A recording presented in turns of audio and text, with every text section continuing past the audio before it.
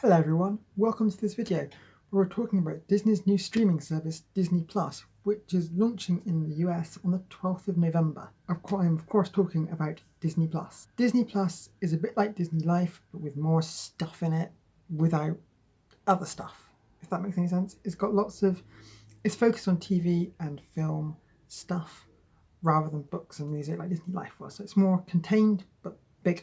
It's basically these major brands that Disney now owns, so that's Disney, Pixar, Marvel, Star Wars and National Geographic, are all going to have their home on Disney Plus. That means they're going to have a massive catalogue of stuff, including The Incredibles, Captain Marvel, Avengers Endgame, live action Aladdin, Toy Story 4, live action Lion King, Disney's Artemis Fowl, Maleficent, Frozen 2 and Star Wars Episode 9 are all going to be on this platform either on day one or within the first year is what they're saying. They're also going to have original content from these major brands, and looking at them, their original content from all 5 of the major brands, and all content is going to be downloadable. Again, I'm drawing similarities again with Disney Life, because Disney Life, all the content, at least on mobile phones and tablets, is all downloadable. It's not downloadable on a computer, and I think that's quite important to mention, because I think it is. There's always reasons for that, but there you go. And again, it's available like Disney Life through TVs, tablets, smartphones, and through our website. I don't feel Disney Life had a lot of promotion. I discovered it just by Amazon. Just saw this Disney Life app. I thought, oh, what's this? And got it. It's the same, very similar pricing strategy by the looks of it. Very similar content, with the exception that Disney Plus is going to have a lot more of it. Looking at the content that's going to be available on this platform, again, it's very similar to Disney Life. It's the entire catalogue of Disney Classic. In the Investor Day, they were saying all those catalogues are currently in the vault. Will just be available permanently on Disney Plus. They're currently available permanently on Disney Life. Just saying. The content's going to be available on Disney Plus on day one. It's the same content that's already available on Disney Life, plus the content that's going to be available from Marvel, Star Wars and National Geographic, which is going to be added from day one on this new platform. So it's just a bigger amount of content that's available to consume. I'm thinking of it like Disney Life with added content without the books and the music. It is essentially Disney's entire back catalogue, kind of. That's how I'm seeing it. Most of the content's going to be available after the theatrical release and home video windows, as they're calling it, have closed. And they're going to be available straight after those windows have closed. So it's going to be available fairly quickly, depending on how long that window is. I don't actually know how long the window is, but that's what we've been told. Like we said, the favourites are all going to be there. You know, if you want to have a classic binge, or if you just want to binge Star Wars, because the entire catalogue of Star Wars stuff is going to be on Disney Life from day one, which blows my mind because I've never seen Star Wars. Yeah. Because I've never really had the incentive to go out and buy it because, well, if I don't like it, I don't really want to spend the money on something I don't really like. So this is making me tempted because I'm going to subscribe from day one, obviously.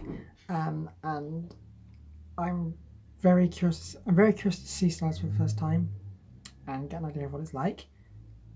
But you can just binge it, which is cool. The entire Pixar catalogue is going to be on that's all 22 films from Pixar is going to be available on Disney Life, which is amazing because I love Pixar.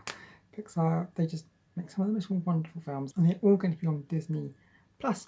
And there's going to be 18 available at launch. The only ones that won't be available at launch are The Incredibles 2, Toy Story 4 and Coco, which will appear on Disney Plus within the first year, so after their home video release has closed. Moving on, they'll be exclusively on Disney Plus and not available on other services, which is interesting.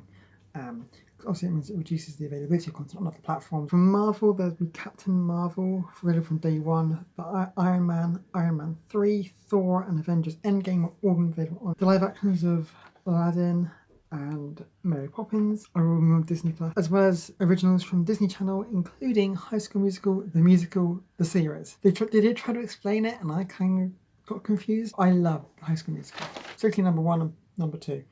Number 3 was a bit iffy, so I'm intrigued to see what they're going to do with this new series and see what happens, along with other favourites also like Lizzie McGuire, Descendants. Additionally, because of the Fox acquisition, there's also going to be content from Fox, including 30 seasons of The Simpsons. One thing I really like about the service is all the having unscripted behind the scenes stuff happening as well. So Pixar and Walt Disney Animation Studios are both opening their doors to documentaries and giving all access pass to produce unscripted material, so we can get behind the scenes look at how these films and universes are created. And in particular, they're making a documentary about Frozen 2, which I can't remember. I have got it written down, but I can't remember what it's called. But they're having that. And they're also doing a documentary series about Imagineering, showing life at the Disney parks and how parks have evolved over the years. There's going to be a couple of originals, and they're producing original content on the platform as well, which is really cool. They've got a live action version of Legend of the Tramp coming, and they have they've got a Star Wars series called, I think it's called the Mandalorian. That's coming. So I think it's a 9-part series, if I remember rightly. They've got a series from National Geographic called Magic of the Animal Kingdom, which is about the conservation of what the animal kingdom does. Really, I keep wanting to see that. It's because I think it's so much Disney Plus is Disney Life, because it feels so similar. In the Investor Day, they did a presentation of what it's going to look like, and it just looks like Disney Life as well. It looks very similar with the hero bar, and the layout just feels familiar. So that's Disney Plus. That's my thoughts on it. I feel it's very similar to Disney Life, but there's more content, perhaps more value, and I feel Netflix might be in trouble because obviously Disney is now home to such major brands. I'm not quite sure how the other ones are going to compete. What are your thoughts? Are you interested to see what's going to happen? Will you be subscribing to Disney Plus? We'll call it by the right name eventually when it launches here in the UK. We don't actually know when it's going to launch yet. Europe, they've said end of fiscal year 20, beginning of fiscal year 21. I think that's what the slide said. And considering that launch window is kind of lined up for November 12th in the States, and that's fiscal year 20, which is this year, I get the feeling it's going to be the end of this year, beginning of next year, with the launch year. But we don't know what the price is. How much are you willing to pay? I'm going to be quiet now. I'm going to just stop. But those are my thoughts on Disney Plus.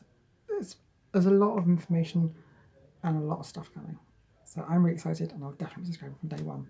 But will you be? But that's really all I have to say. My name is Jesse, and this has been Jesse Ever After. I'll see you next time. Bye.